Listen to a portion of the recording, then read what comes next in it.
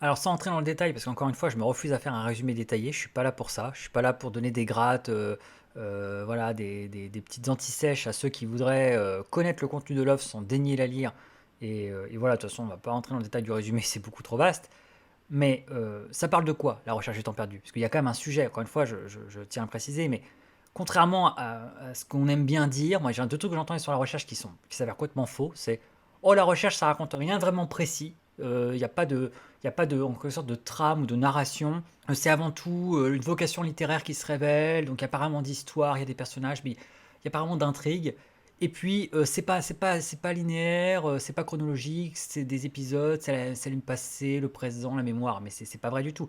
La recherche du temps perdu, c'est un récit plutôt réaliste, avec des personnages dans un contexte précis, la France, fin 19e, début 20e, belle époque, tout ça. Il y a un début, il y a un milieu, il y a une fin, on part de l'enfance du narrateur, on arrive à son âge adulte, à ses années de maturité, le temps passe, les personnages vieillissent, certains meurent. Il y a une intrigue très, très, très clairement définie, enfin, c'est pas du tout improbable, abstrait, obscur, etc. Ça, c'est important parce que ça casse un cliché, un préjugé sur cette œuvre et un truc en plus qui lui fait, je pense, du tort. Mais La recherche du temps perdu, c'est pas du tout une œuvre fragmentée dans le désordre, avec un montage non linéaire, dans le bazar, passé, présent, futur, tout ça. C'est un récit en fait très linéaire. Passé cette introduction, on part de l'enfance et on va aller de l'enfance jusqu'à l'âge adulte d'une façon quasi totalement chronologique, à part deux trois flashbacks, ce qu'on appelle en littérature des analepses, hein, pour les termes littéraires, voilà, si vous voulez frimer. Hein. Bon, à part quelques analepses, hein, donc des flashbacks, euh, ponctuels, comme ça peut arriver dans un film, il y a quasiment pas de retour dans le passé. Toute l'œuvre est un grand retour dans le passé, mais on repart de l'enfance et on remonte comme ça jusqu'au présent, en fait, hein, jusqu'au présent de l'écriture. Donc, voilà, faut pas s'imaginer que c'est un truc confus, bordélique, on sait pas ce que ça raconte, mais c'est pas vrai du tout. La recherche du temps perdu, ça a un début, un milieu, une fin. C'est très linéaire. On évolue comme ça avec les années. Les gens vieillissent, les gens meurent. En plus, c'est toute la thèse du livre, en partie, pas toute la thèse, mais en tout cas, c'est une partie importante du livre. C'est quand même le temps qui passe, effectivement. Donc, pour sentir le temps qui passe, il n'y a rien de tel, en fait, quand même, que de le suivre dans une certaine logique, en fait, dans une chronologie.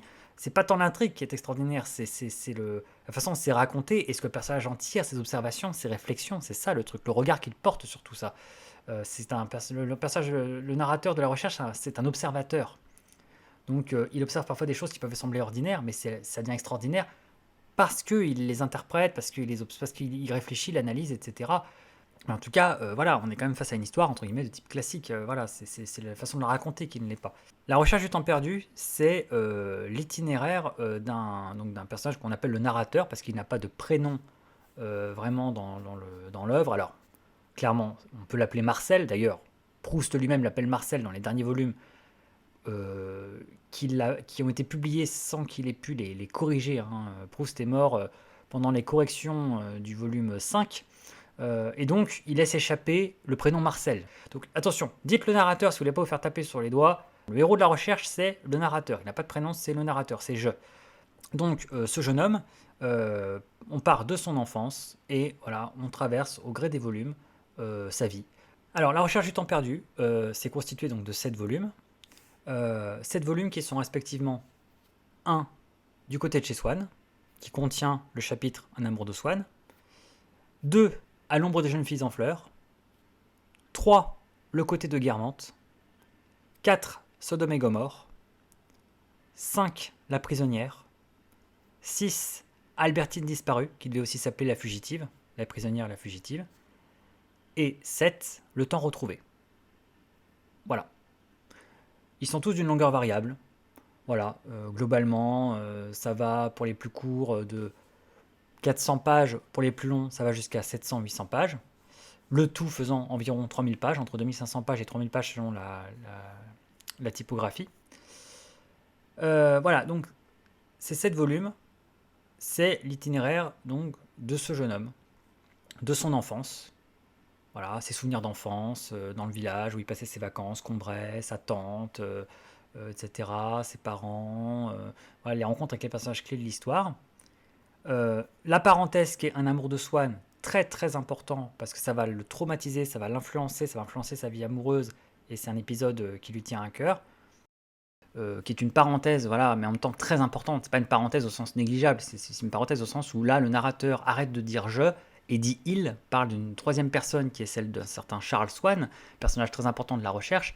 Charles Swann, un homme qui est de plusieurs années son aîné, et il s'arrête sur un amour intense, passion qu'a vécu Charles Swann, avec celle qui finalement deviendra sa femme, son épouse, hein, Odette de Crécy, qui deviendra Odette Swann, mais à ce moment-là qui est encore une cocotte, qui est encore une mondaine, une demi-mondaine, hein, voilà, ces femmes comme ça, ces fameux êtres de fuite dont parle Proust, un peu insaisissables comme ça, très infidèles, très volages, et dont s'éprend le Charles Swann. Et c'est ni plus ni moins en fait une masterclass, c'est une dissection, une démonstration chirurgicale de l'amour-passion, de l'indifférence à la naissance du sentiment, au basculement dans l'amour-passion, et puis la façon dont cette passion quand même finit par retomber malgré tout. Après la jalousie qui culmine, etc., parce que la jalousie est le point culminant de la passion, et bien finalement comment tout ça retombe, s'affaisse, comment on en guérit, comment on en revient, hein, jusqu'à la conclusion qui est extraordinaire. Les derniers mots de Un amour de Swann, c'est voilà, c'est énorme quoi. C'est vraiment le moment où le personnage dessoule, quoi. Vraiment, là, on en revient, comme quoi, voilà, malgré pourtant son amour est dit à un moment donné inopérable. Hein, Proust le qualifie d'inopérable, toujours dans sa métaphore de la chirurgie. Voilà, son amour devient inopérable, et pourtant, malgré le fait qu'il est inopérable, il se guérit lui-même, en fait. Et voilà, il y a tout un processus qui est étudié de A à Z, du début à la fin, de l'indifférence du début jusqu'à l'indifférence de la fin, en étant passé par la passion, la jalousie. Enfin, c'est extraordinaire. En fait, Un amour de Swann, c'est un amour tout court. Ça aurait pu s'appeler Un amour tout court. Voilà. C'est vraiment la mécanique de l'amour. Et puis, à partir de là, son amour de jeunesse, son premier amour, donc avec la fille de Swann, qui s'appelle Gilberte, le prénom d'époque, Gilberte Swann. Sa relation avec les parents de Gilberte, donc Odette et Charles Swann. Et puis ses années d'apprentissage, voilà, comme beaucoup de jeunes hommes à l'époque, il apprend à entrer dans le monde, voilà, donc il rentre dans les salons, il se fait présenter à des gens par un tel qui lui présente un tel, qui lui présente un tel, qui lui présente un tel, donc il monte comme ça dans les différentes sphères. Il fréquente à la fois le milieu plutôt bourgeois et le milieu aristocratique, la noblesse, qui permet de bien faire la différence. Il rencontre donc les fameux Verdurin qu'on avait vus chez Swann. Voilà, salon plutôt bourgeois, des gens qui sont plutôt qui sont prennent plutôt pour des mécènes, des proches de l'art, etc. Il rencontre les Guermantes, qui l'ont toujours fasciné, qui est une famille qui était implantée dans le village de son enfance. Les Guermantes, c'est une famille de nobles et ça, d'aristocrates. Et voilà, il est en admiration devant eux, il rêve de les rencontrer, il va vite déchanter, il va découvrir un petit peu l'envers du décor, la réalité de ce qu'ils sont, euh, etc. Au milieu de tout ça, il y a ses vacances dans une ville, une station balnéaire fictive, en gros qui est une espèce d'équivalent des stations balnéaires normandes, hein. Donc ces stations balnéaires, c'est Balbec. Donc il y a ses vacances dans la ville fictive de Balbec, là où il rencontre les jeunes filles en fleurs, là où il rencontre ce qui va être son grand amour, la fameuse Albertine Simonet, qui va ensuite planer comme ça sur toute la recherche, qui va être un peu l'obsession du personnage, la cause de ses souffrances, la cause de sa jalousie, voilà, donc personnage extrêmement important et qui va concentrer beaucoup d'émotions. Sa rencontre avec celui qui va être son meilleur ami, donc Robert de Saint-Loup. Robert de Saint-Loup, c'est un membre de Guermantes, donc ça associe du coup le narrateur aux Guermantes. L'oncle de Robert de Saint-Loup, c'est Charlus. Voilà, Palamède de Charlus, personnage très, très, très célèbre de la recherche, personnage d'excentrique, d'homosexuel scandaleux, sulfureux, voilà, d'aristocrate iconoclaste. Bon voilà, il y a la duchesse de Guermantes, qui est la belle-sœur de Charlus, parce qu'elle est mariée au frère de Charlus, Bazin de Guermantes, etc. Bon bref, beaucoup de personnages sont introduits, la grand-mère du narrateur très importante, à laquelle il est très attaché. Et voilà, et en fait, ça tient en peu de choses en fait, hein. C'est vraiment la traversée comme ça du temps, des années, de quelqu'un qui mûrit, qui est enfant, puis qui est adolescent, puis qui est jeune homme, et puis qui devient adulte, et puis qui devient un peu plus âgé. Puis les années passent en fait, et puis les années passant, il y a aussi l'histoire qui est là. Donc il y a l'affaire Dreyfus qui est très importante dans le livre parce qu'ils sont en pleine affaire Dreyfus. Et puis après l'affaire Dreyfus, il y a la Première Guerre mondiale qui va éclater. Ça, c'est ce qui se passe dans le temps retrouvé. C'est vraiment la fin. Il y a des pages magnifiques sur la Première Guerre mondiale. Il y a plein de petits épisodes parce que il se trouve que même Proust lui-même a été rattrapé par la Première Guerre mondiale en écrivant son livre, hein. La guerre a éclaté pendant l'écriture de la recherche. Donc voilà, c'est un passage, c'est vraiment le passage du temps, c'est une vie comme ça, avec les années qui passent, et du coup les rencontres que ça occasionne, les expériences amoureuses, etc. Et voilà, c'est tout, hein. Donc du côté de chez Swann, enfance du narrateur, description en flashback de l'amour de Swann, l'amour de jeunesse du narrateur pour Gilberte Swann, À l'ombre des jeunes filles en fleurs, suite de l'amour de jeunesse du narrateur pour Gilbert Swann, les souffrances que ça occasionne, la première cicatrice en fait affective parce que ça se finit mal, parce que c'est un premier cas de rupture, un premier cas de deuil amoureux et de jalousie et de souffrance. Et puis ses premières vacances à Balbec, voilà, avec sa grand-mère, donc cette fameuse été à Balbec, il rencontre les jeunes filles en fleurs, il rencontre Albertine Simonet qui va être le grand amour de sa vie, son obsession. Il rencontre voilà, des artistes, le peintre Elstir, l'écrivain Bergotte, très important les artistes dans la recherche. Euh, dans le volume suivant, Guermantes, le côté de Guermantes, comme son nom l'indique, là pour le coup, ça s'intéresse en fait à l'autre. Il y avait du côté de chez Swann, là c'est l'autre versant, c'est l'aristocratie, la noblesse, donc cette famille qui suscite l'admiration du narrateur, son amour pour la duchesse de Guermantes parce qu'il est fasciné par cette femme, comment il va déchanter sur eux, etc. et tout. C'est le volume pour moi le plus drôle de toute la recherche parce que c'est une espèce de grand sottisier. C'est vraiment la parodie du milieu aristocratique. C'est pour moi, le message que j'ai retenu de ce livre, c'est les aristos sont des beaufs comme les autres. Voilà, on est vraiment dans le grand théâtre. On a le livre et c'est souvent ça dans la recherche en fait. Les ouvrages en fait sont articulés en fait autour d'une très très longue et grande scène mondaine. Voilà, donc là, c'est plein de dialogues, c'est très très long, c'est-à-dire que c'est quasiment du temps réel, on peut dire que c'est du temps réel, c'est-à-dire que le personnage passe 3, 4, 5 heures, une soirée entière quelque part, c'est vraiment le temps qu'on passe à lire l'épisode, quoi. Ça fait 100-150 pages. Il y a des épisodes de Guermantes ou de Sodome et Gomorrhe. Ce sont des scènes de dîner ou de salon qui font 150-200 pages. Et c'est unité de lieu, unité de temps. On passe la soirée vraiment entière, quoi, et sans coupure. On a de notre arrivée là-bas jusqu'à notre départ, on a vraiment le repas sur l'estomac. On a vraiment bouffé avec eux, on a vraiment eu leur discussion, on a vraiment passé la soirée. Alors, ça peut paraître chiant, mais en fait, c'est très drôle parce que du coup, c'est très théâtral. Et donc, ça s'enchaîne bien, les répliques, ça fuse dans tous les sens. C'est bourré de bêtises parce qu'il y a beaucoup de personnages idiots. C'est bourré d'ironie.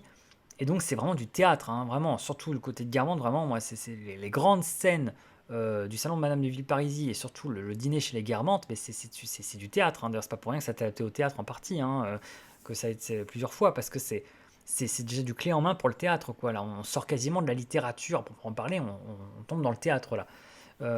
Donc voilà, donc c'est beaucoup comme ça dans la recherche, c'est ponctué comme ça de très très grandes scènes, des fresques comme ça mondaines, où tous les personnages quasiment essentiels sont réunis au même endroit, dînent ensemble, passent une soirée ensemble et discutent.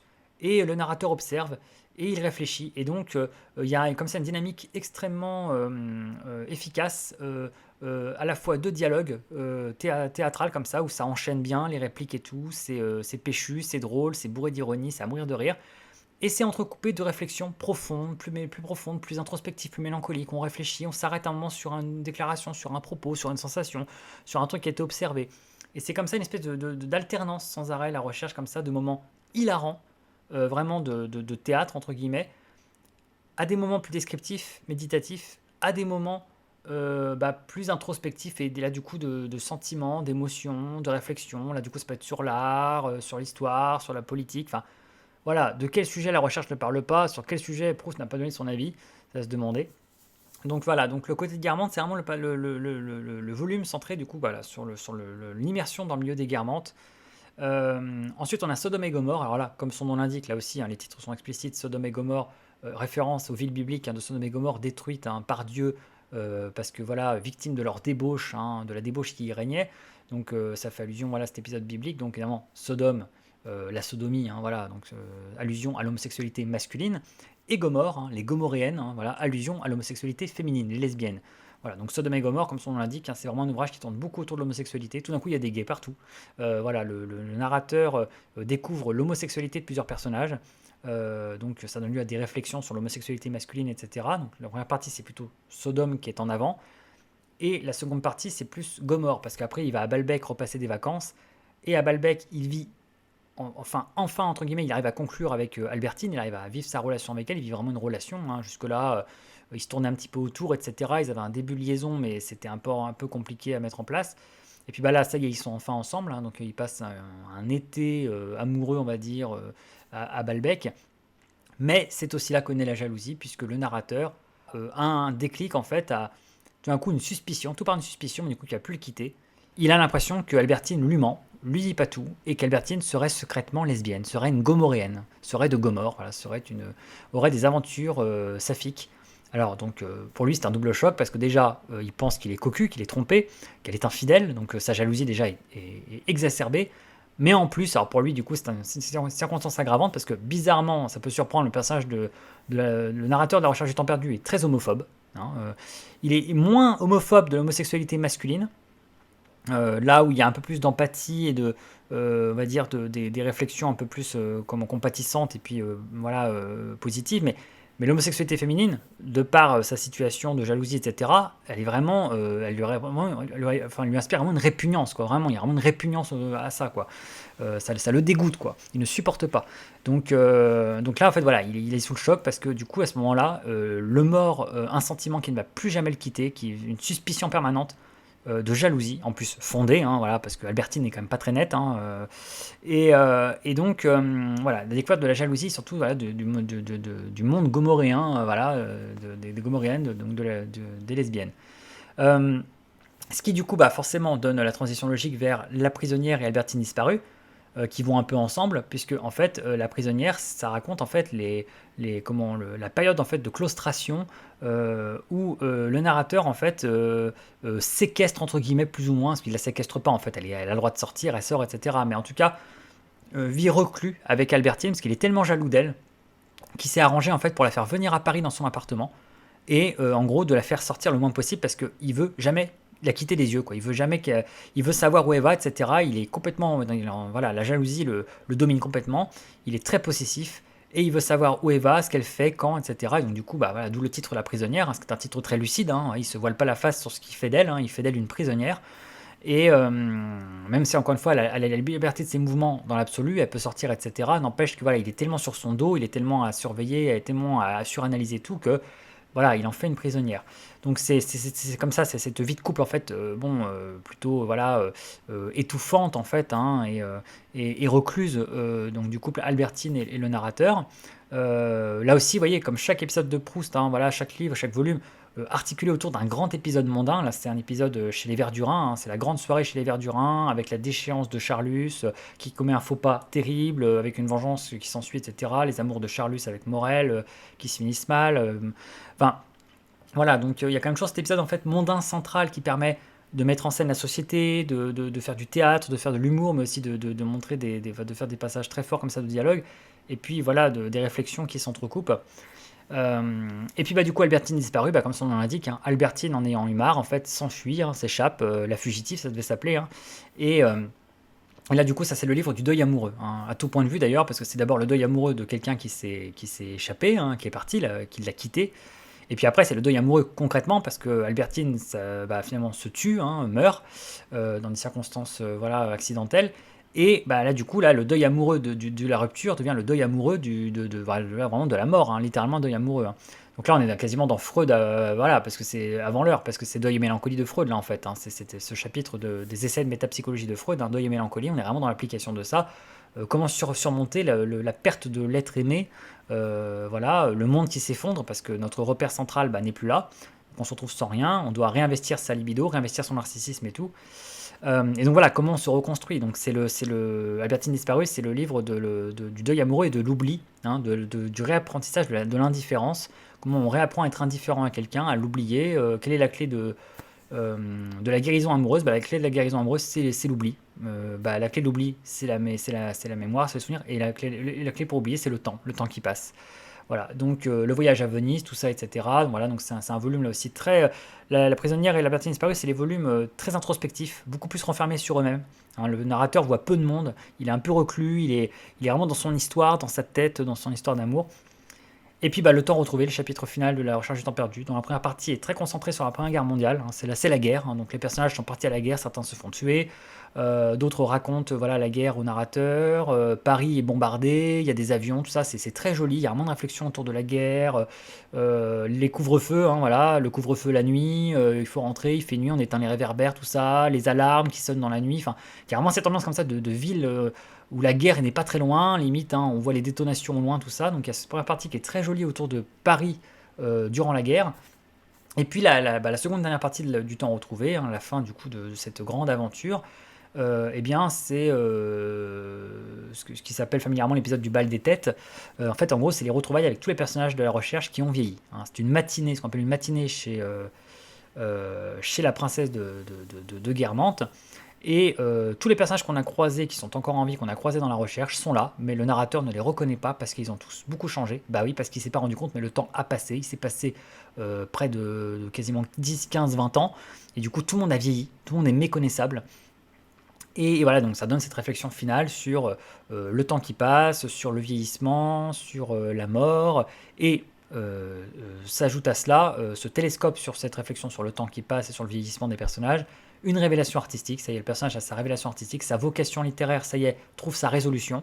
Et donc là, on a un immense développement absolument magnifique, qui est une masterclass, qui est un essai à part entière, ça peut quasiment être lu à part, une réflexion autour de l'art, de la littérature, le rapport entre l'art, la vérité et la réalité, la création, l'œuvre d'art, son statut, son rôle, l'esthétique, tout ça. Enfin, bref, il y a comme ça un tunnel d'une cinquantaine, soixantaine de pages de théorie littéraire, peut-être même plus, je crois 80, je sais plus, mais voilà, de démonstration de force littéraire, artistique, etc.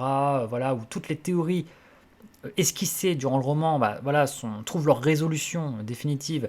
La théorie du temps, la théorie des souvenirs, la théorie de l'art, de la littérature, de l'amour, tout ça en fait se télescope et mène en fait au dénouement, hein, psychologique et intellectuel de la recherche du temps perdu. Donc, qui est à la fois une aventure intérieure, très psychologique, très introspective, de quelqu'un qui s'introspecte beaucoup, qui vit des traumatismes entre guillemets dans l'enfance liés à sa mère, liés à une scène lesbienne qui l'a surpris, qui ensuite va grandir, va découvrir l'amour, les chagrins d'amour, va découvrir la jalousie, va vivre une histoire d'amour compliquée, qui est le fruit en partie de ses traumatismes et de ses blessures et de son insécurité affective, qui a vécu une grande passion, et qui va rencontrer le monde, qui va être désabusé sur le monde, qui va découvrir en fait que l'aristocratie c'est pas si classe que ça, que la bourgeoisie est pathétique aussi, bref que les gens sont snobs, se voient mieux qu'ils ne sont, les faiblesses humaines, les trahisons, tout ça, etc. Voilà. Et effectivement c'est une grande aventure humaine, hein. C'est un roman d'apprentissage, hein, on peut le dire, on est vraiment dans un roman d'apprentissage, hein. On part d'un enfant, on arrive à un adulte,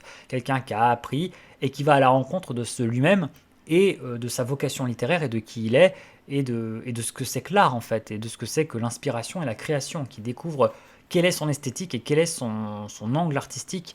Pendant des années, il a procrastiné l'écriture, il n'arrivait pas à s'y mettre, il n'arrivait pas à travailler, il était là, il observait, il se promenait, voilà, il passait pour un oisif et finalement la révélation arrive et tout à coup il se met au travail et donc on atteint le présent et on arrive au présent de l'écriture en fait, hein. On arrive au livre, le livre qu'on vient de lire est le livre dont il vient d'avoir la révélation et qu'il doit écrire maintenant et en fait que nous on vient de finir, voilà. Donc entre temps il s'est passé plein de choses, c'était la formation, une aventure de formation.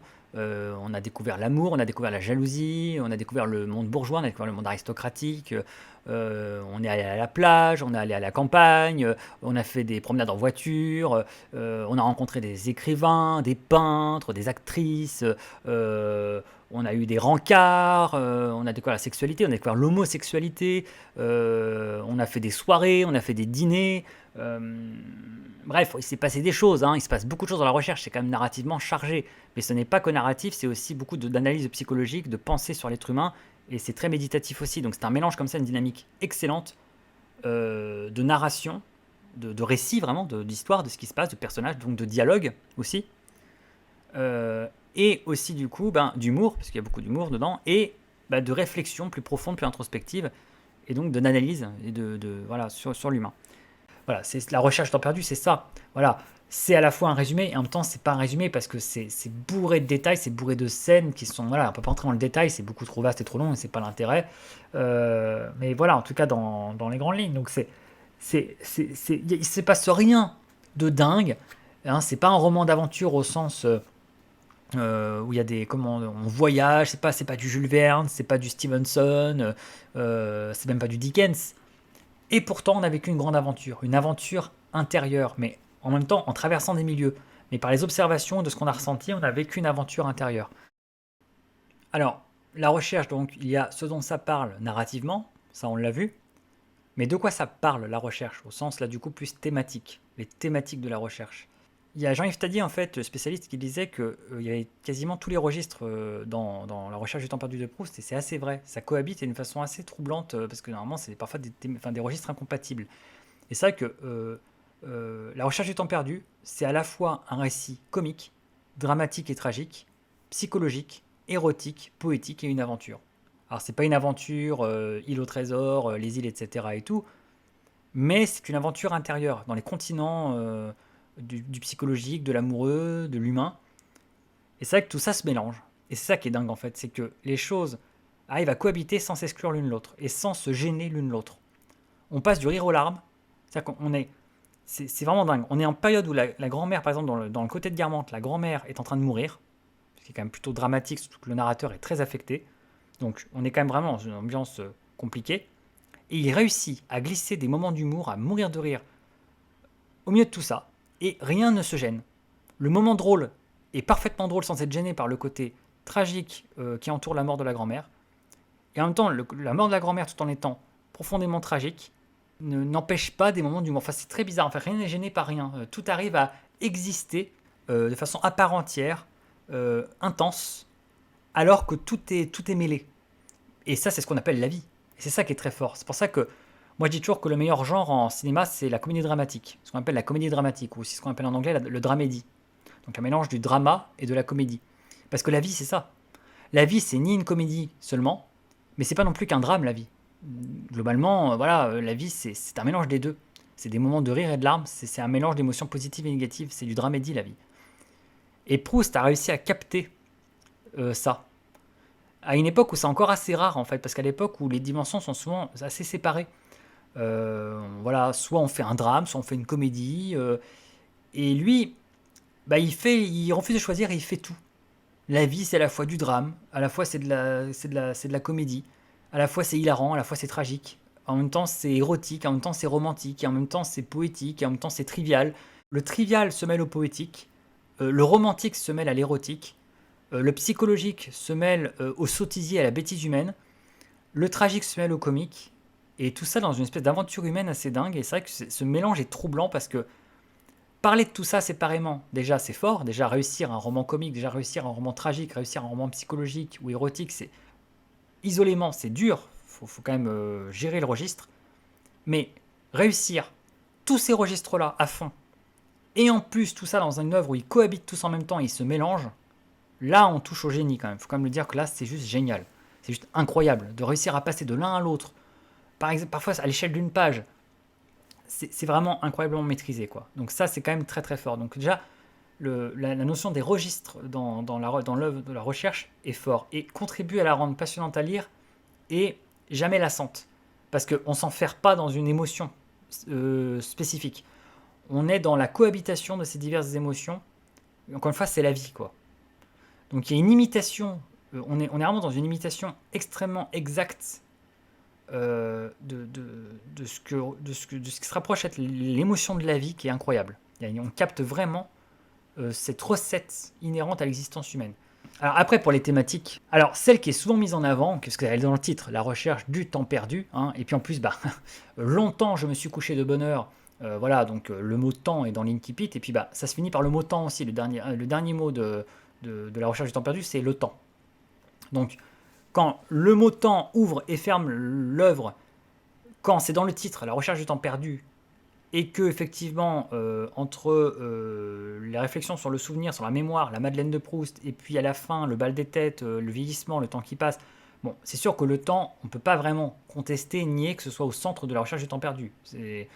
Le temps est effectivement un des thèmes principaux de la recherche du temps perdu. C'est une œuvre qui raconte le temps qui passe, les années qui passent, comment elles affectent nos existences, comment elles nous changent, nous transforment, comment elles permettent d'oublier ou parfois de se rappeler.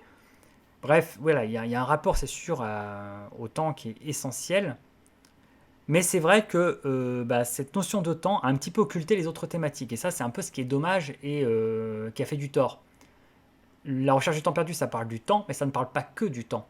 Et ce temps, il faut bien qu'il soit rempli par quelque chose. Le temps, on dit c'est de l'argent, mais le temps, c'est plein de choses. Le temps, ça englobe l'existence humaine. Et il se passe quoi dans cette existence? Et c'est ça dont parle la recherche du temps perdu. C'est bien le temps qui passe, mais sur quoi? Il se passe quoi pendant ce temps? Vous voyez, le temps qui passe, mais il se passe quoi pendant ce temps? C'est ça dont parle la recherche. Donc oui, le temps est là, mais comme un espèce de surplomb de ce qui se passe au sein de ce temps. Donc la recherche, c'est le temps, mais c'est aussi tout le reste. Voilà, et c'est pour ça que moi, du coup, ça m'énerve un petit peu, et surtout maintenant que je l'ai lu, mais déjà, ça un gonflet qu'on ramène tout au temps avec cette œuvre, et on la réduise à ça. Et bon, ça donne des trucs absolument hallucinants sur lesquels dont j'ai beaucoup parlé, et sur lesquels je me suis beaucoup agacé, et je vais y revenir, et sur lesquels aussi j'ai beaucoup rigolé avec mon camarade Wilson du Salon 111, qui, au moment où je commençais la lecture de la recherche du temps perdu, je commençais à lui en parler, dire qu'un amour de Swann c'était énorme, etc. Il me disait: Ah, j'ai vu une émission sur le nouveau texte sur les 75 feuillets là, qui vient de paraître, là, le texte inédit de Proust, et ils interrogeaient des gens en librairie en leur demandant pourquoi ils aiment Proust. Bon, c'est vrai que c'est une bonne question, pourquoi vous aimez Proust, hein? Moi, je suis en mesure de le dire, pourquoi j'aime Proust. Et sans deck, sans sketch, on a une bonne femme qui est venue acheter son petit Proust à la librairie pour faire un peu chicos, hein, acheter son petit NRF là, Proust et tout. Et on lui demande pourquoi vous aimez Proust, et qui sort avec un air profond comme si c'était génial de trouver ça. Oh bah moi, bah vous savez, pour le temps qui passe, le temps perdu, le temps retrouvé, enfin le temps quoi vraiment. Euh, Là on est quasiment au niveau des inconnus, là c'est Youpi Matin là. Là j'ai lu La guerre et la paix de Tolstoï. Bah, ça parle de la guerre et puis bah, de la paix. Hein, c'est ça, là on est à ce niveau-là. Là. Pourquoi vous aimez la recherche du temps perdu? Oh bah pour le temps qui passe, le temps retrouvé, le temps perdu. Ah bah merci beaucoup, heureusement que vous êtes là. Non, avec un roman où il y a autant de personnages, autant de situations, autant d'humour, autant d'érotisme, autant de poésie, autant d'introspection, de psychologie, de réflexion sur l'amour, le snobisme, etc. Enfin bref, il y a trop de choses, il y a beaucoup trop de choses. S'il n'y a que ça que vous pouvez sortir, vous êtes passé à côté du truc. Donc c'est pour ça que j'aime pas comment le temps vole un peu la star aux autres thématiques, parce qu'il n'est qu'une thématique qui englobe les autres, mais qui peut pas remplir un livre en fait. Et surtout, qui j'ai l'impression sert de cache-misère à ceux qui n'ont pas vraiment compris l'œuvre ou ne l'ont simplement pas lu. Et bah forcément, vous pouvez pas tomber à côté si vous dites que la recherche du temps perdu c'est le temps. Bah oui, personne va vous contredire parce que bah oui, la recherche du temps perdu, évidemment, si vous dites oh j'adore le temps perdu, ça parle tellement bien du temps. Ah bah oui, oui. Vous prenez pas un grand risque de passer pour quelqu'un qui n'a pas compris l'œuvre, quelqu'un qui ne l'a pas lu. On vous laissera bénéfice du doute. Ah bah oui, il doit avoir lu, parce que apparemment, oui, oui, le temps, effectivement. Bon non, désolé. Alors, le temps, faut quand même un peu. Moi, en plus, c'est pas le thème qui m'a le plus intéressé. Je vous dis franchement, le temps, c'est joli, c'est magnifiquement traité, c'est cool. Mais encore une fois, pour moi, le temps, c'est plutôt une métastructure dans la recherche. C'est une métastructure. C'est-à-dire que il y a tellement de thématiques dans la recherche du temps perdu que c'est comme s'il fallait une superstructure. Vous voyez, Proust a souvent comparé son œuvre à une cathédrale, hein, qu'il construisait une cathédrale, et une cathédrale du temps, en l'occurrence. Et c'est ça, le temps dans la recherche. C'est la cathédrale, c'est la métastructure, c'est la mégastructure qui englobe ce qu'il y a dedans. Donc oui, il faut ces structures-là pour englober les thématiques, mais elle ne suffit pas à résumer l'œuvre. Donc il y a le temps qui passe, et donc bah, le temps implique entre autres la réflexion autour de la mémoire et le souvenir.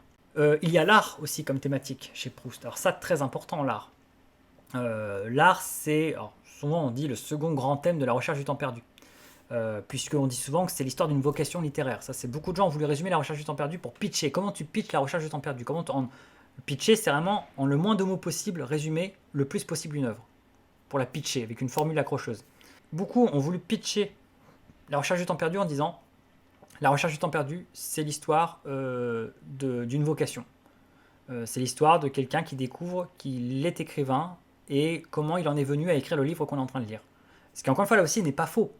C'est pas faux. Le fait est qu'effectivement, dès le début de la recherche, ça parle d'écriture, de la vocation littéraire, et que tout au long du livre, il y a des moments de révélation de vocation littéraire, et qu'à la fin, il y a la révélation ultime, et qu'effectivement, l'auteur a l'intuition et la révélation de l'œuvre qu'il veut accomplir pour devenir enfin un écrivain en situation qui écrit, et que l'œuvre qu'on vient de lire est l'œuvre qu'il vise. Donc oui, ça parle d'art en ce sens-là, d'une vocation littéraire, mais ça parle d'art beaucoup plus globalement.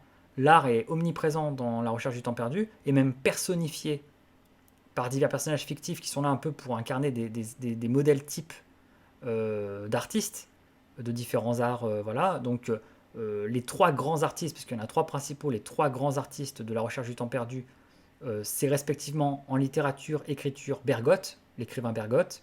En peinture, c'est Elstir. En musique, c'est Vinteuil. Le théâtre, la Berma.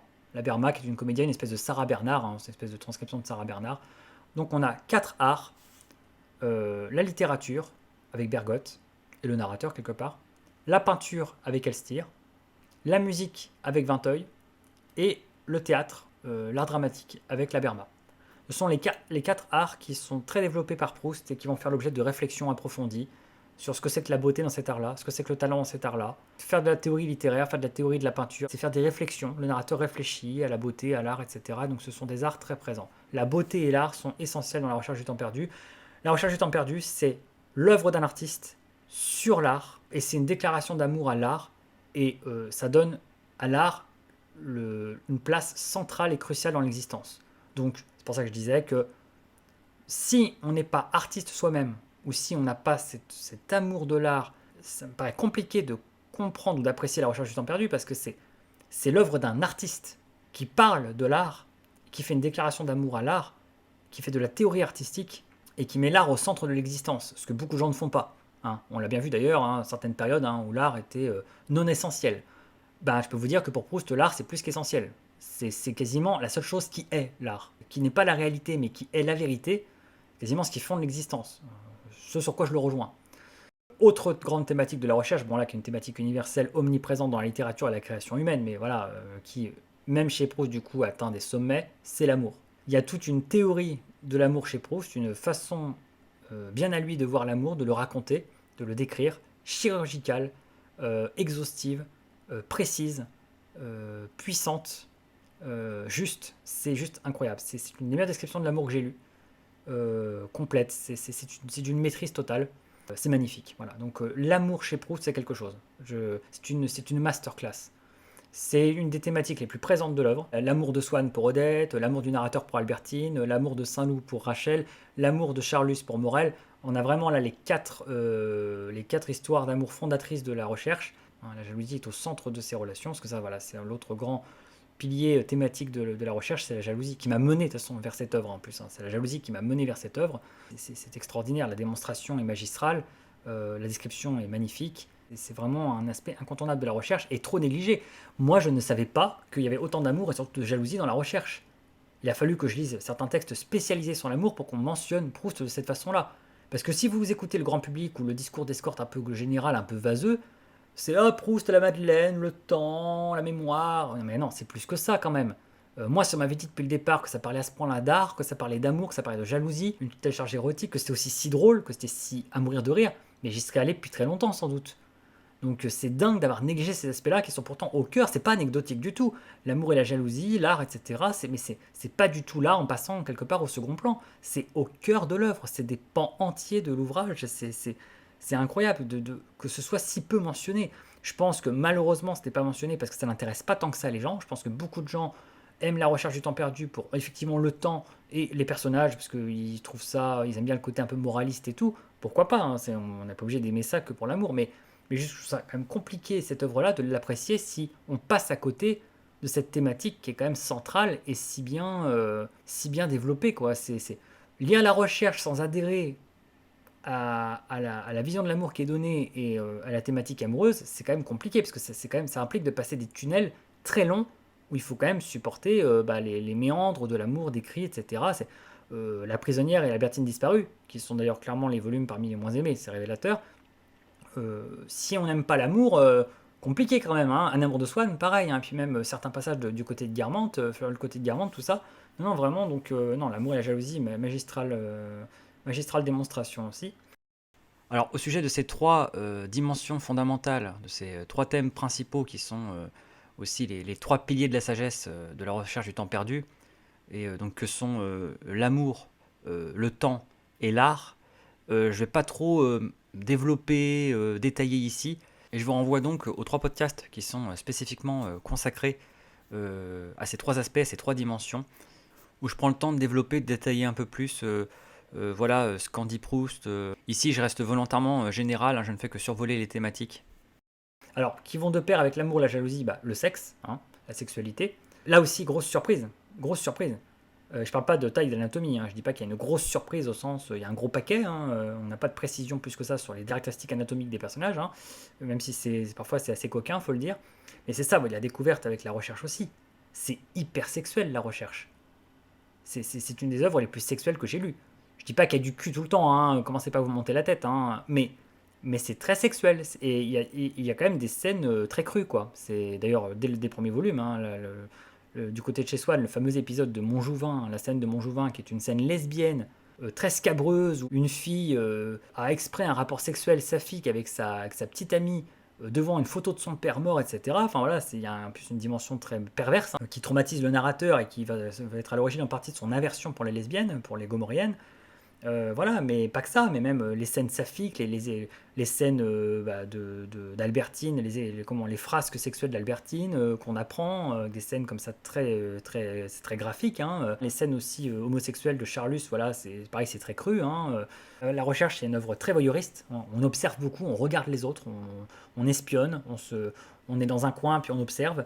Donc évidemment, on est soit en position comme ça, observateur, on surprend des choses du coup. Ce qui est extraordinaire, c'est que à cette trivialité sexuelle, avec des allusions ou alors avec carrément des descriptions plutôt crues, on a des moments d'érotisme magnifiques. Et là, on sort du trivial et du sexuel basique et on est dans la beauté. Et une des scènes les plus magistrales et les plus célèbres, hein, et à juste titre de la recherche, c'est une scène qui est dans La Prisonnière, et c'est ce qu'on appelle la scène du sommeil d'Albertine. Et le sommeil d'Albertine, c'est magnifique. Enfin, c'est un des passages érotiques les plus beaux que j'ai jamais lus et sans doute jamais écrits. Pour le coup, là, on est dans la sexualité érotique. C'est pas pornographique, là, c'est érotique. Voilà. Donc il y a clairement une dimension sexuelle, mais s'y ajoute, pour moi, c'est les critères pour créer de l'érotisme, la dimension esthétique, émotive et imaginaire. S'il y a ces trois dimensions, de l'imaginaire, de l'émotion, de l'esthétique, on obtient l'érotisme, pour moi. C'est la définition que j'en avais donnée, proposée au Salon 111. Et là, vraiment, on est là-dedans. On est dans une scène, a priori, qui est très chargée sexuellement parce que le narrateur observe la femme qu'il aime endormie. Regardez l'autre qui dort, la belle endormie, déjà, c'est un motif pictural, c'est un motif aussi érotique connu parce que regarder celui ou celle qu'on aime dormir, c'est toujours quelque chose. Le corps qui est à disposition, parce qu'elle est inconsciente, donc son corps est là, livré, on peut l'observer, elle ne bouge pas, elle est comme voilà, livrée à ses regards, etc. Non, c'est magnifique, le sommeil d'Albertine, c'est un très très beau passage. Donc c'est vraiment de l'érotisme de haute volée. Donc l'homosexualité aussi est un des thèmes évidemment majeurs de la recherche, hein, l'homosexualité masculine à travers Charlus et d'autres membres de Sodome comme il les appelle. Et puis l'homosexualité féminine, hein, avec les gomoréennes, hein, avec Albertine et puis d'autres figures lesbiennes, hein, comme la fille de Vinteuil, etc. Donc ça c'est vraiment un élément important, surtout de Sodome et Gomorre, mais après qui recouvre l'œuvre.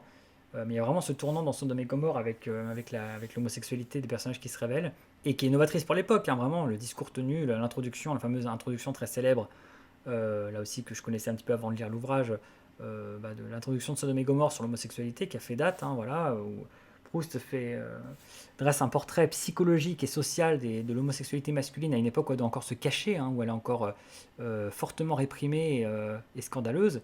La solitude que ça crée, hein, Proust est très fort pour en fait évidemment mettre en avant la solitude énorme de l'homosexuel parce que forcément à une époque où c'est complètement interdit, où il faut se cacher et où on ne sait pas qui l'est, qui d'autre l'est à part nous, et c'est dur du coup de trouver quelqu'un, c'est dur de trouver quelqu'un quand on est hétéro, alors qu'en plus on est homo, il faut deviner ceux qui le sont aussi et espérer que voilà ils le sont. Et du point de vue féminin, il a plus ce côté scandaleux, c'est plus le côté pervers. Les femmes sont un peu toutes lesbiennes, on va dire par essence. Il y a plus cette théorie, vous voyez, qui est parfois encore répandue aujourd'hui, hein, que les femmes elles sont plus bisexuelles que les hommes, qu'elles ont une tendance lesbienne, tout ça un petit peu tout plus ou moins refoulé, que ça tient plus de la perversité du jeu sexuel. Voilà, donc il y a une vision beaucoup plus négative et perverse de l'homosexualité féminine chez Proust. Qui sert le récit, hein, qui sert l'intrigue, voilà, parce qu'on est censé être fou jaloux d'Albertine et soupçonner qu'elle nous cocufie et qu'elle est infidèle et que voilà, elle nous cache des choses. Alors toujours dans cette dimension de la sexualité et dans l'érotisme, il y a parmi les nombreux passages qui ont comme ça une forte charge érotique et sexuelle, un épisode qui m'a particulièrement marqué et que j'ai trouvé assez puissant et original, qui est dans Le Côté de Guermantes, hein, et qui a contribué en partie à en faire un de mes volumes préférés, au-delà de son humour, de sa drôlerie et je trouve de sa cohérence narrative, hein. Il y a des épisodes comme ça très troublants, dont entre autres d'ailleurs les retrouvailles avec Albertine, hein, c'est les premières retrouvailles avec Albertine depuis les jeunes filles en fleurs. voilà, il la retrouve à Paris et il devine par son langage, hein, par son vocabulaire que quelque chose a changé en elle, qu'elle a, et donc, bah, il comprend du coup qu'elle a sans doute vu le loup, hein, et non pas vu Saint-Loup, hein, elle a juste vu le loup, qu'Albertine n'est plus vierge, qu'Albertine maintenant a une expérience sexuelle, qu'elle a expérimenté sexuellement, et donc qu'elle est un peu moins farouche, un peu moins timide, et donc qu'il peut retenter une approche avec elle, hein, qui sera couronnée de succès. Mais ce n'est pas de ce rapprochement physique avec Albertine dont je veux parler, bien que ce soit un épisode là aussi assez troublant érotiquement et assez joli, avec le bon, hein, le bon pour un baiser. Voilà, je le garde pour plus tard, j'aurai un bon pour un baiser, les chatouilles, tout ça. C'est assez juvénile et enfantin, ce rapprochement entre deux jeunes gens comme ça qui cherchent un peu des prétextes pour comme ça se toucher, etc. Bon, donc déjà il y a quand même une charge sexuelle assez importante dans ces scènes-là. Mais moi, ce qui m'a le plus marqué comme épisode érotique, donc, qui est dans le côté de Guermantes, c'est le rendez-vous avec Mademoiselle de Stermaria. Alors, Mademoiselle de Stermaria, c'est un personnage bon, très secondaire de la recherche, hein, qui n'est pas très présent, hein, c'est plutôt comme ça une vague présence au loin. C'est une jeune noble que le narrateur voit pour la première fois en fait à Balbec, dans À l'ombre des jeunes filles en fleurs. C'est une fille d'un aristocrate breton. Et donc, bah, elle saisit le narrateur par sa beauté et par son aspect inaccessible et un peu mystérieux. Il idéalise un petit peu parce que voilà, il fantasme un petit peu sur là d'où elle vient, la Bretagne, tout ça et tout. Voilà, pour lui, c'est un petit peu Nolwenn Leroy, quoi, hein. Et donc, dans le côté de Guermantes, le narrateur apprend que Mademoiselle de Stermaria, après un mariage malheureux, en fait, se retrouve bien à nouveau célibataire et bien que elle est bonne à prendre entre guillemets quoi, qu'elle est disponible. Et donc bah, c'est Saint-Loup, hein, ce cher Saint-Loup qui lui file le tuyau par lettre et qui lui dit qu'il a parlé de lui à Mademoiselle de Stermaria et donc il lui a arrangé le coup pour avoir un rencard avec Mademoiselle de Stermaria quoi. Et ça va complètement enflammer l'imagination, très inflammable il faut le dire, du narrateur qui à partir de ce moment-là va se mettre vraiment à fantasmer sur ce rencard avec cette jeune femme qu'il n'aurait jamais cru pouvoir approcher ou avec qui il n'aurait jamais cru avoir une chance. Et là, il se dit, ça se trouve c'est elle, ça se trouve cette femme que j'attendais, cette femme que je vais aimer passionnément, c'est elle. À ce moment-là, il n'est pas sûr que ce soit Albertine, il n'est pas sûr que son choix soit fixé sur elle parce qu'ils se sont à nouveau éloignés. Et donc il dit, et si c'était Mademoiselle de Stermaria? Et plusieurs fois dans le récit, de toute façon, il dit que ça aurait pu être Mademoiselle de Stermaria. Alors, il se trouve que ça ne va pas être elle, justement, parce que tout l'épisode autour de Mademoiselle de Stermaria s'avère être, et c'est ça qui fait toute sa force érotique quelque part, une longue anticipation, pleine d'excitation, une sensation qu'on a tous connue, hein, quasiment. Voilà, on a un rendez-vous galant, et en fait, l'intervalle entre le moment où le rendez-vous galant est décidé et le moment où il a lieu, c'est une parenthèse un peu magique, parce que on a une perspective devant nous, on a une date qui nous fait rêver, qui nous inspire à la fois de l'appréhension, de la timidité, puis en même temps de l'excitation, du plaisir. On se demande ce qui va se passer, on a peut-être des espoirs, des espérances, on fantasme un petit peu, quoi, on part un peu dans notre imagination. Et c'est exactement ce qui arrive au narrateur, donc c'est vraiment excellent parce qu'il se fait un gros délire sur ce rencard, il prépare les lieux, il repère un endroit où ils vont aller, il se fait tout un film. Le mec, il est quand même, et c'est là que c'est les moments où le narrateur quand même est un petit peu limite, surtout pour quelqu'un qui a la prétention comme d'être jaloux, d'être aussi possessif. Il balaye pas vraiment devant sa porte et ça c'est assez dérangeant. Mais le narrateur quand même prudent, n'étant pas sûr de pouvoir conclure avec Mademoiselle de Stermaria, mais chaud bouillant, le gars il est horny as fuck quoi. Prépare le coup quand même et se prépare un plan B. Donc il a Albertine comme plan B. Il se dit bon bah si ça consomme pas avec Mademoiselle de Stermaria, c'est prévu, j'appelle Albertine et puis bah du coup je me fais Albertine quoi, je passe la nuit avec elle comme ça voilà j'aurai un lot de consolation. Vous voyez quand même hein, c'est limite hein. Ça j'ai pas trop aimé. Mais en tout cas, c'est vrai que lui, c'est Mademoiselle Starmaria qu'il veut, quoi. Il ne revient pas d'avoir peut-être une chance avec elle. Donc il passe comme ça des jours et des jours à anticiper ce rendez-vous, à fantasmer dessus, à se projeter, à l'imaginer, à explorer toutes les situations possibles, tout ça. Et hélas, eh bien, quand vient le jour J, il reçoit une lettre de dernière minute de Mademoiselle de Starmaria qui dit en fait que, eh bien, elle ne peut pas venir. Hein, donc elle lui pose un lapin, vraiment. Et donc le narrateur est furieux, il est terrassé de déception, il est par terre, littéralement il est par terre le gars. Hein. Et encore une fois c'est Saint-Loup qui lui sauve la mise, hein, qui va venir le sortir en soirée pour lui changer les idées, voilà. Et finalement il va passer une bonne soirée avec les Saint-Loup et ses amis.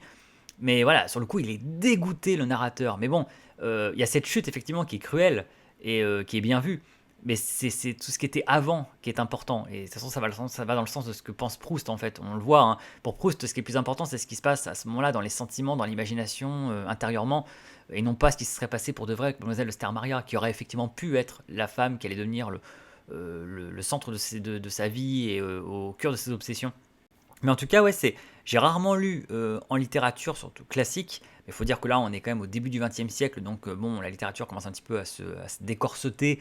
On commence à avoir un peu plus d'audace sur le plan sexuel. Il y avait quand même, le champ va être un petit peu ouvert par certains auteurs, hein, d'abord par Flaubert, Baudelaire, par la suite Zola. Voilà, bon, au fur et à mesure. Puis bon, ne parlons même pas des auteurs anglo-saxons, hein, comme D.H. Lawrence, etc. Et c'est vrai que oui, bah, c'est pas si courant en tout cas dans la littérature classique d'avoir une telle charge érotique, voilà, vraiment avec des choses aussi explicitement sexuelles, quoi, qui tiennent vraiment à ce point-là du fantasme, où vraiment le narrateur ne cache pas ses intentions et tout, voilà, c'est assez clair sur ce qu'il veut faire, sur ce qu'il anticipe et tout, voilà, donc c'est un épisode que j'ai trouvé pas mal. Alors l'autre grand thème de la recherche, hein, vraiment, de toute façon, qui englobe, vous voyez, les autres, hein, c'est comme le temps, ça englobe les autres, hein, c'est un des très grands thèmes, c'est la comédie humaine.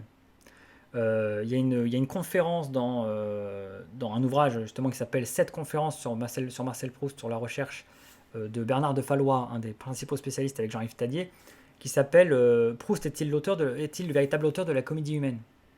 Et c'est une bonne question. Moi, au départ, j'ai pas compris quand j'ai lu ça, parce que je me suis dit, bah, enfin, à ce point-là, quoi, je veux dire, maintenant c'est Balzac la comédie humaine, quoi. Mais en fait, c'est vrai que on comprend. De même que Zola avait poursuivi Balzac, l'œuvre de Balzac, en poussant le réalisme jusqu'au naturalisme, mais en reprenant le retour des personnages et en organisant un petit peu mieux ça, en faisant un arbre généalogique, en faisant les Rougon-Macquart, la famille à deux branches, etc., du Second Empire. Voilà, donc de même que Zola avait déjà prolongé beaucoup Balzac, bah, c'est vrai que Proust, lui, arrive comme ça à la fin, et arrive après Zola et après Balzac, et achève vraiment cette méthode. Mais là, on parle même pas tant de retour des personnages, parce que il n'y a pas de retour, c'est un même récit. Mais au niveau comédie humaine, on est dans une précision psychologique et sociale qui est dingue. Et donc ça, on va y revenir là aussi, parce que ça fait partie de ses thèses, on est plus dans les thèses, les théories, les thèses que met en place Proust, plus que dans ses thématiques en elles-mêmes.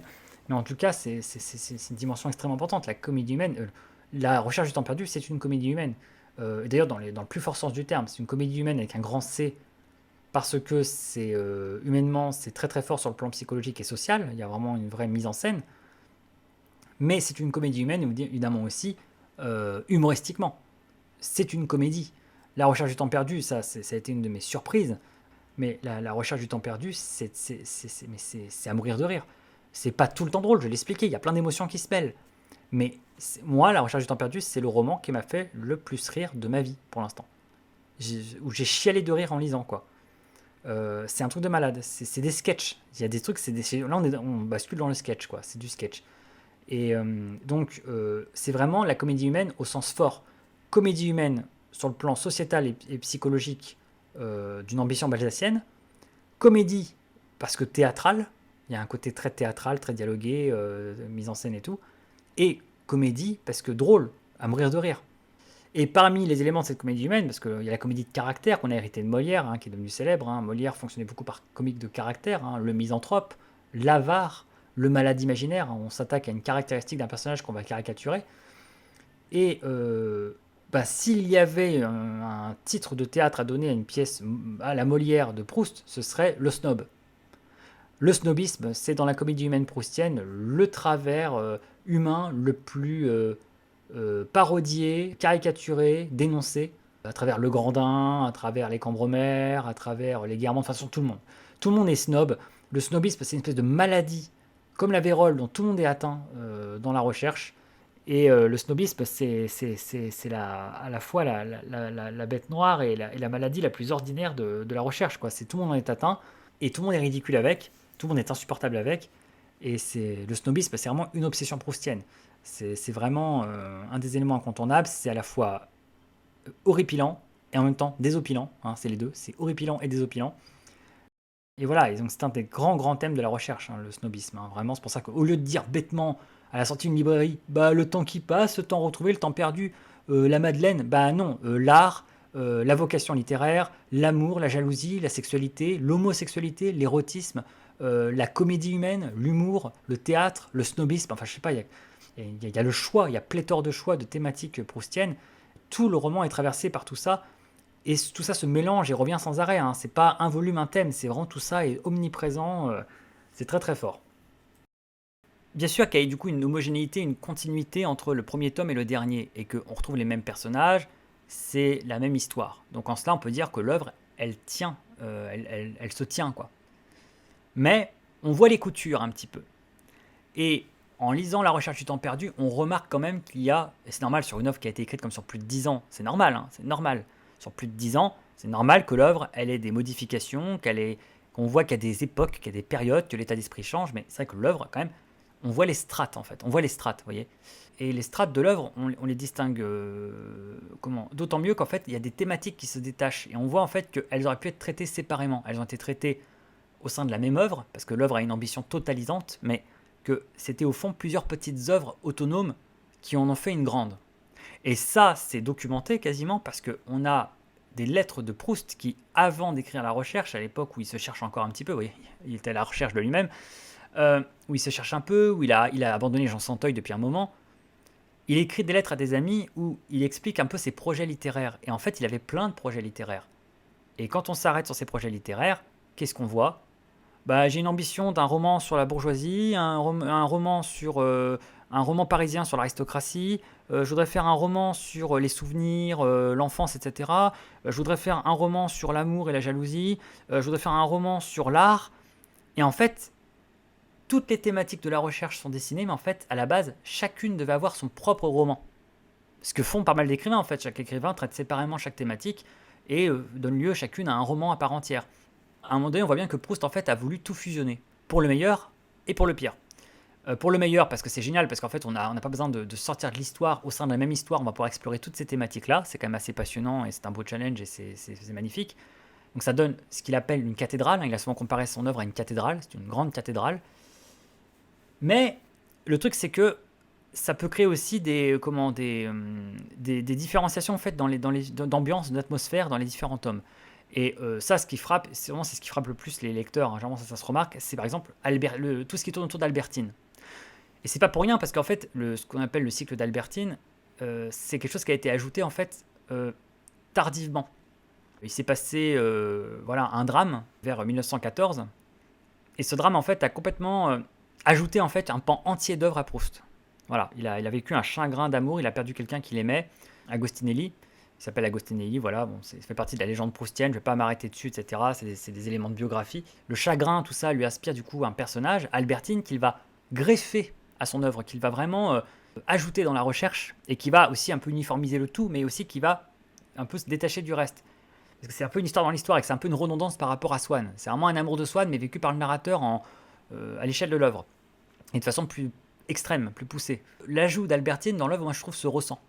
On ressent quand on lit la recherche que Albertine n'était pas là dans le plan d'origine, et de toute façon c'est le cas, parce qu'on voit bien que la recherche, au fur et à mesure, les tomes se sont ajoutés. Ça devait s'appeler Les Intermittences du cœur, qui est une partie un peu plus connue de la recherche du temps perdu, ça devient un chapitre, mais l'œuvre devait s'appeler Les Intermittences du cœur, très joli comme titre, et il devait y avoir la recherche du temps perdu et le temps retrouvé, et ensuite il a intercalé, il a voulu séparer en fait le côté de chez Swann et le côté de Guermantes, et après ajouter le temps retrouvé, et puis finalement il a voulu ajouter les jeunes filles en fleurs, intercaler les jeunes filles en fleurs entre du côté de chez Swann et le côté de Guermantes, parce qu'il fallait pouvoir introduire les passages féminins, le passage d'Albertine justement, Albertine Simonet, et voilà, compléter à la fois le volume du côté de chez Swann, parce qu'on ne pouvait pas l'éditer en un pan, mais voilà, introduire Balbec et introduire les jeunes filles, etc. Donc jeunes filles en fleurs intercalées. Comme le côté de Guermantes, ça devenait très long, et que le thème de l'homosexualité est en train de s'imposer, Sodome et Gomorre est venu compléter ça, donc volume 4. Ensuite, comme le cycle d'Albertine prenait une importance énorme et qu'il s'agissait de traiter profondément la notion de jalousie, la notion de paranoïa amoureuse, la notion d'homosexualité, etc., d'infidélité, eh bien, Albertine prend à elle seule 2 volumes, pas les plus épais, mais La prisonnière Albertine disparue, qui suit Sodome et Gomorre directement, et c'est une espèce de parenthèse parce que c'est un moment où le narrateur ne sort plus de chez lui, ne voit quasiment plus grand monde à part la visite chez les Verdurins pour l'inédit de Vinteuil. Il n'y a pas de mondanité vraiment, là on est vraiment reclus, on est vraiment en huis clos avec Albertine, et c'est un peu une parenthèse dans l'œuvre parce qu'on est passé de tout ce qui était Guermantes et Sodome et Gomorre, on est toujours le nez dehors, toujours en train de se promener chez des gens, etc., à quelque chose de très, très reclus.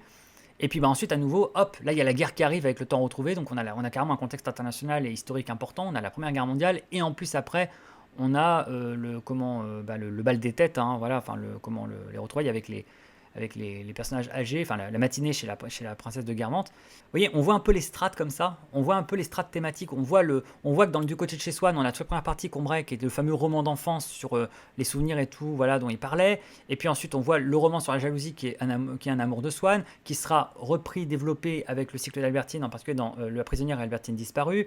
On voit le thème de la mémoire se regreffer sur la fin par rapport au début, donc vous voyez, ça fait une parenthèse, donc il referme l'ouvrage. Au milieu de tout ça, il y a le roman sur l'art en question, parce qu'en fait, il y a des passages sur Bergotte, sur Elstir, sur la Berma. Bergotte l'écrivain, Elstir le peintre, la Berma l'actrice, donc littérature, peinture, théâtre. On a évidemment les romans, les fameux romans sur la bourgeoisie et l'aristocratie, hein, la bourgeoisie avec les Verdurins, avec les Swann, et puis l'aristocratie avec les Guermantes. Et enfin, et pas des moindres, un thème très audacieux pour l'époque et traité frontalement, bien celui de l'homosexualité, qui se déploie principalement dans le bien nommé Sodome et Gomorrhe. Aussi bien l'homosexualité masculine, les sodomites, incarnés principalement par Charlus et Morel, mais il y en a d'autres, hein, il y a beaucoup d'homosexuels masculins tout d'un coup qui apparaissent dans la recherche. Et puis l'homosexualité féminine, les gomoréennes, les lesbiennes, principalement incarnées par Albertine, André, son ami, et aussi d'autres personnages féminins. Donc vous voyez, tous les thèmes sont présents, se croisent, se mélangent, mais on sent qu'à la base, tout ça aurait pu être traité séparément, aurait peut-être gagné à l'être, je ne sais pas, mais en tout cas que ça cohabite. Et ça que du coup, la structure de l'œuvre est pas si équilibrée que ça. J'ai trouvé Parfois, on voit les coutures, on voit des passages. Il travaillait comme ça, Proust. Hein, il écrivait un premier jet, et puis après, il ajoutait les paperoles, etc. Il complétait. Donc, on voit vraiment les ajouts. Et c'est pas désagréable, mais juste que du coup, ça n'entre pas dans les critères d'une œuvre parfaite. Par contre, ça entre dans les critères d'une œuvre qui a du charme. Et c'est plus important qu'être parfait. Elle a du charme, cette œuvre. Elle a du chien et du charme. Mais on voit, vous voyez, dans le monument, la cathédrale, on voit les différences de couleurs entre les pierres. On voit qu'il y a un pan de mur, je ne vais pas dire le petit pan de mur jaune hein, du tableau de Vermeer qui obsède tellement le narrateur. Et surtout Bergotte. Hein. Bergotte meurt en train de contempler le petit pan de mur jaune du tableau de Vermeer. Et Vermeer, qui était un peintre sur lequel travaillait Swann, hein, donc le peintre Vermeer survole pas mal la recherche. Donc oui, on voit les différentes différences de couleurs en fait sur les murs de la cathédrale de Proust. Hein. On voit les couleurs de tel projet qui côtoie ce pan de mur d'un autre projet. Et on voit que tout ça est un petit peu, c'est un patchwork, c'est un peu composite. C'est ce qui fait tout le charme, mais aussi du coup qui montre que derrière il y a bien quelque chose en fait qui était quand même voilà, qui est humain quoi, voilà, quelqu'un qui fait quelque chose de pas parfait, qui coud, qui compose, on voit un peu les ficelles, on voit un petit peu les coulisses, mais il y a un angle mort dans l'ensemble, c'est le suicide. Le suicide n'est pas très présent chez Proust. Les personnages de Proust meurent, tombent malades, mais ne vont pas vraiment au devant de la mort. Même malheureux, ils n'ont pas trop l'idée de se tuer, ce qui m'a intrigué, parce qu'il y a beaucoup de suicides dans la littérature classique, et chez Proust, il y a un petit silence autour de ça. J'ai trouvé, alors moi qui suis très adepte du sujet, j'aime beaucoup le sujet du suicide, ça m'interpelle beaucoup. Bah forcément, je l'ai remarqué. Je dis tiens, les personnages de chez Proust sont pas très suicidaires, mais pourtant il leur arrive des trucs qui pourraient dire bon voilà c'est bon, je me casse, j'en ai marre. Et ben pourtant les personnages persistent, n'ont pas l'idée de se tuer. Alors ça c'est tout sauf anodin, parce que autant dans la vie réelle, ça fait plutôt partie des valeurs positives connoter positivement de s'accrocher à la vie, de persister, etc., de vieillir et de vivre le plus longtemps possible, autant dans l'art, dans la fiction, et particulièrement dans la littérature, eh bien, vieillir, c'est pas très romanesque, et c'est pas très bien connoté. En littérature, la mort, c'est héroïque. Et donc, le suicide est héroïque. Mais Proust, c'est un petit peu différent, parce que, comme son sujet est le temps, et entre autres le temps qui passe, l'effet du temps sur les gens, il est presque tenu de les faire vieillir en fait. Hein. C'est tout le principe qu'à la fin, dans le temps retrouvé, les personnages aient changé, vieilli, qu'il ait l'impression qu'ils portent des masques tellement ils ont changé physiquement. C'est très joli pour justement suggérer ce passage du temps. Il y a un petit côté, on s'était dit rendez-vous dans 10 ans là, hein, voilà. C'est normal, il est obligé de faire sa démonstration en fait, il a un truc à démontrer, donc il a besoin que ces personnages soient en vie et vieillissent et soient là. Donc il ne pouvait pas tous les faire se suicider, il y a trop de personnages pour ça. Mais c'est vrai que même dans les héros, même Swann meurt banalement d'une maladie. Swann, il a banalement un cancer dont il va mourir, il va pas au devant de la mort, il se suicide pas, il s'est pas suicidé autant d'Odette. Voilà, il n'y a pas de pulsion spécialement suicidaire. Il y a comme ça des occasions presque manquées de créer de l'héroïsme chez certains des personnages qui étaient plutôt éligibles à la chose. Tous ne s'y prêtent pas, mais bon, Swann, éventuellement le narrateur, tout au plus Proust, effectivement, répand une espèce de rumeur dans son récit à travers des personnages comme quoi Saint-Loup, qui est mort au front à la Première Guerre mondiale, se serait plus ou moins suicidé, hein, sacrifié héroïquement, il serait allé un peu au-devant de la mort. Mais ça reste, vous voyez, à l'état comme ça de suggestion. C'est pas dit clairement et la scène n'est pas montrée, c'est rapporté. Et donc cela veut dire plusieurs choses, mais principalement que ce n'est pas un thème qui intéresse tant que ça Proust, et c'est quand même, ça mérite d'être remarqué parce que Proust s'intéresse à énormément de choses, donc c'est quand un truc l'intéresse moyennement, ça se remarque, ça se sent, et c'est quand même intéressant. Donc voilà, déjà le suicide en soi n'a pas l'air de beaucoup l'intéresser plus que ça en tant que matière romanesque ou de narration, mais aussi, eh bien, ça montre ce qu'il veut un peu faire de ses personnages, l'approche qu'il a de ses personnages et ce qu'il veut faire avec eux. Pas des gens ultra héroïques qui se suicident comme chez Stendhal, etc. Mais rester dans quelque chose d'assez ordinaire, normal, avec des gens qui vieillissent ou qui tombent malades ou qui ont des accidents. Voilà, en fait, où la vie fait son travail, le temps fait son travail, mais où il n'y a pas comme ça de destin héroïque qui va au-devant de la mort. Mais en tout cas, dommage parce que moi qui adore du coup les réflexions de Proust, elles sont quand même toujours passionnantes, fines, intelligentes. Eh bien, c'est presque un manque, hein, le suicide dans la recherche, parce que j'aurais aimé avoir ces réflexions sur le sujet. J'aurais aimé qu'il fasse des développements, des digressions sur des pages et des pages sur le suicide, sur cet acte. Mais bon, le fait qu'il ne l'ait pas fait, justement, il doit être révélateur là aussi, et veut dire que peut-être l'acte ne l'intéressait pas ou ne lui inspirait pas une admiration particulière. Il y en a d'autres hein, comme ça. Schopenhauer n'aimait pas trop le suicide non plus, hein, bizarrement, malgré son pessimisme. Et donc voilà, bon bah pourquoi pas. Peut-être que Proust n'avait finalement pour le coup rien à dire sur le suicide et donc avait des sujets où il n'avait pas grand-chose à dire. Au sujet de Proust et de son œuvre, j'ai plusieurs fois prononcé le mot masterclass, donc leçon, cours magistral ou autre synonyme. Et c'est sur cet aspect que je voudrais m'arrêter quelques instants. Leçon de quoi déjà, au juste? Bah en fait, leçon sur à peu près tout et n'importe quoi. Masterclass sur l'amour, la jalousie, la passion en général, les sentiments humains de toutes sortes, la nostalgie, le souvenir, la mémoire, la psychologie humaine en général, l'art, la politique, la sexualité, l'homosexualité, la beauté, la mort, le deuil, la famille, tout y passe, j'en passe et des meilleurs.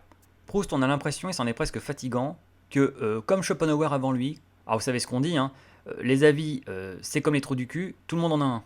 Bah faut croire que Proust en a plusieurs, voire une infinité, ce qui manque pas d'ironie et de sens pratique pour un homosexuel, et qui redoublait d'esprit sur tous les sujets, bah, ça fait forcément penser à Oscar Wilde.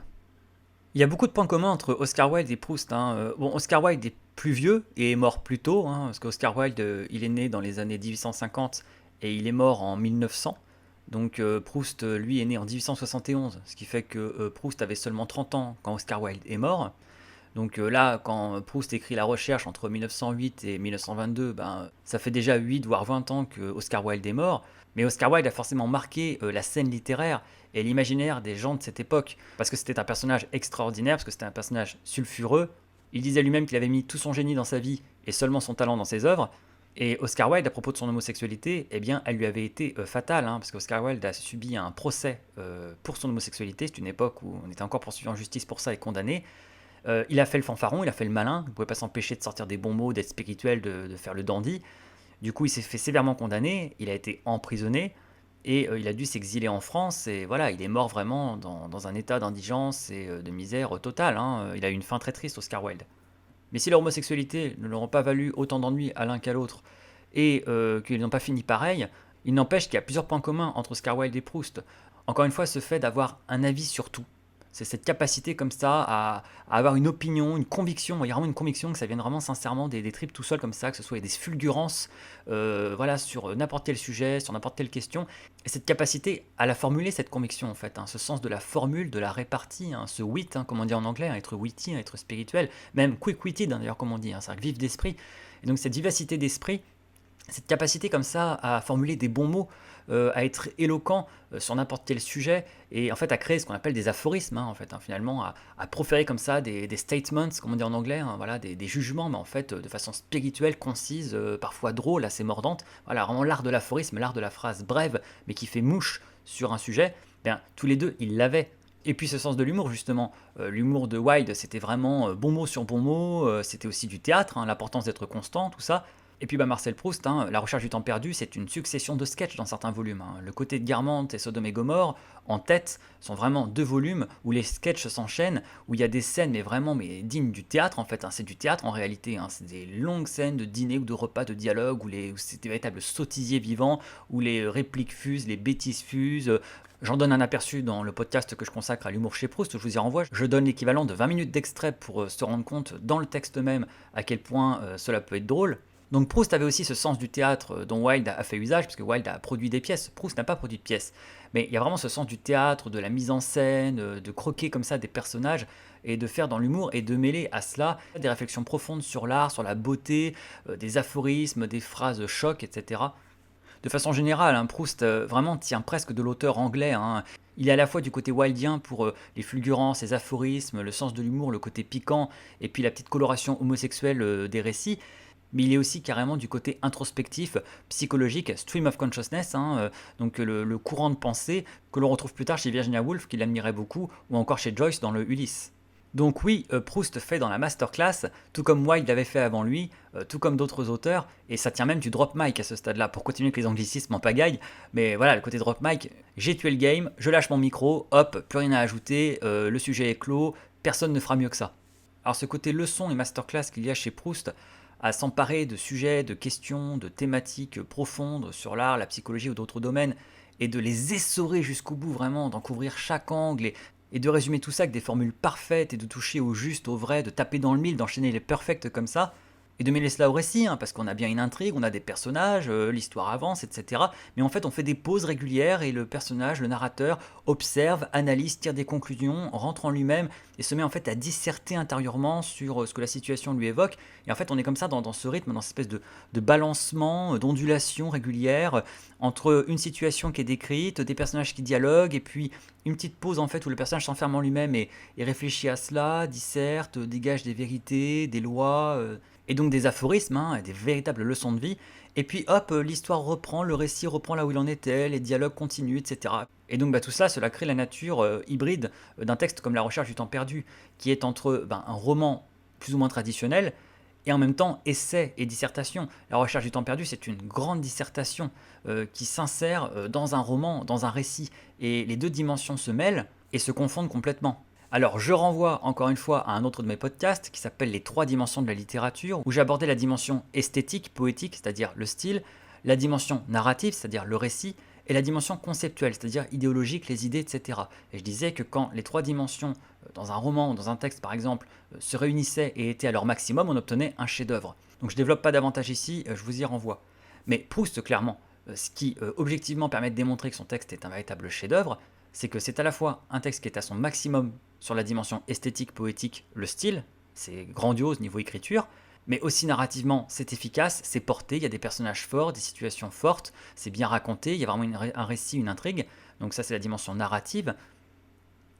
Et puis sur le plan conceptuel, idéologique, eh bien, il y a toute cette part dissertatoire, toute cette part essai qui s'insère dans le roman, toutes ces réflexions, ces idées, ces aphorismes, qui donnent en fait toute la consistance intellectuelle, hein, qui font que ça tient au corps en fait, hein, que c'est pas juste un récit de vagues histoires un peu comme ça en l'air qu'on oublie très vite, mais ça s'ancre vraiment dans une philosophie, dans une pensée.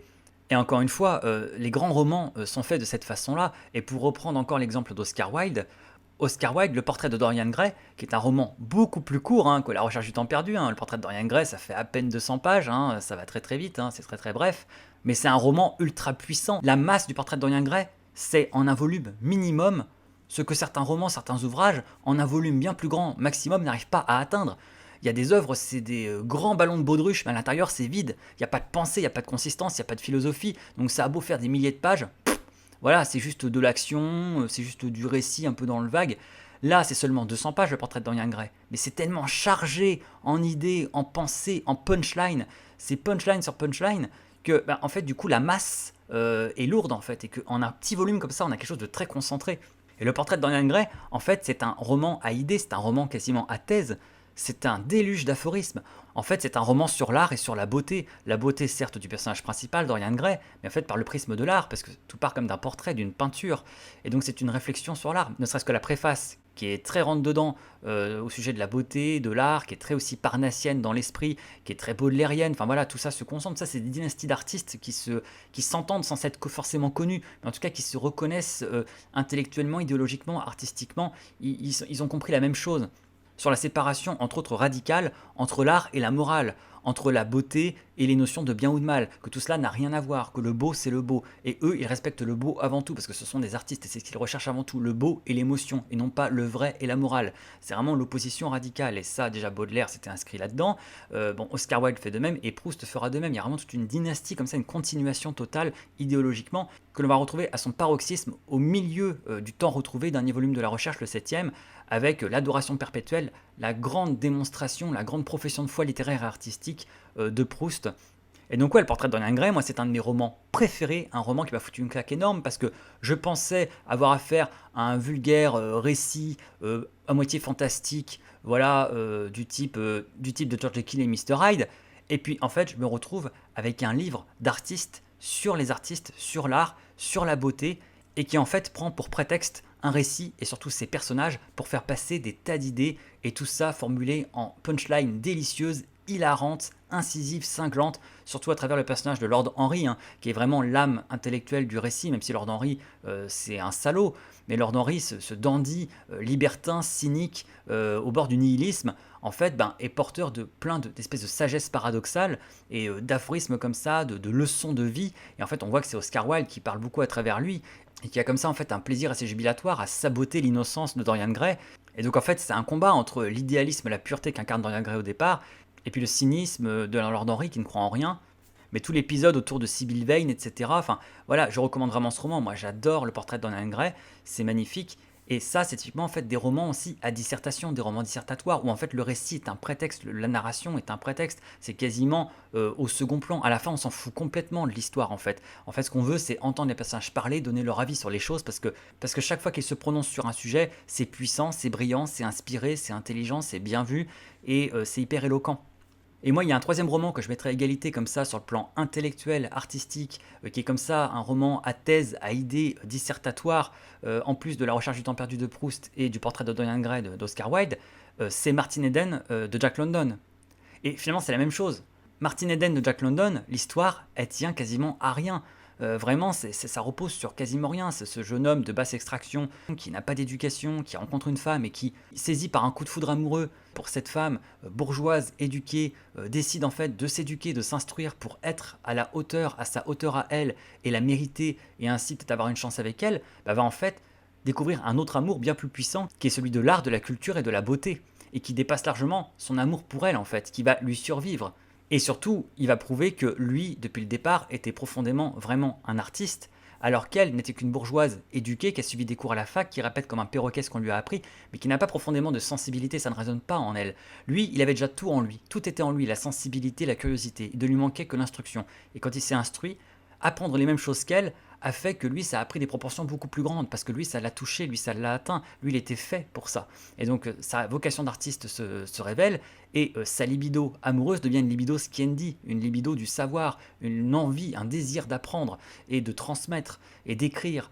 Et donc, Martin Eden, la trame, l'intrigue, les personnages, l'action, ça repose sur quasiment rien, et c'est clairement pas très intéressant. En fait, chaque morceau d'intrigue, chaque moment, chaque péripétie est un prétexte à des réflexions sur l'art, sur la beauté, sur l'écriture, sur la condition de l'homme de lettres, sur la littérature, sur le travail même, hein, toute la phase où il est obligé de prendre un boulot alimentaire, il va travailler, et qu'en fait il est aliéné par le travail, ça l'abêtit, ça le fatigue tellement qu'il s'endort directement le soir, il n'a plus le temps de penser, de réfléchir, il n'a même plus le temps d'aimer, il n'a même plus la force et le temps d'aimer, parce que l'amour demande du temps et de l'énergie mentale, et si elle est vampirisée par le travail, eh bien on devient inapte à l'amour-passion.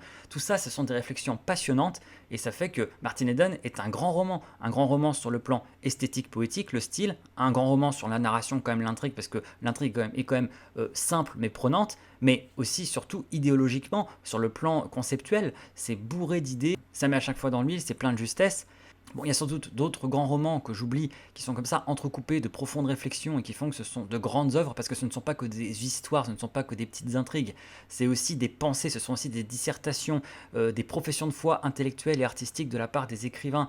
En fait, ce sont des essais déguisés. Les écrivains se servent d'une intrigue plus ou moins efficace pour en fait faire passer des idées, faire passer un discours, faire passer une idéologie. Et Baudelaire lui-même fait ça dans un recueil de poèmes. Baudelaire fait ça lui à travers la poésie, dans Les Fleurs du Mal, dans le Spleen de Paris, mais il le fait encore mieux dans les salons qu'il a écrits, dans la prose qu'il a écrite, dans les articles qui sont malheureusement trop méconnus.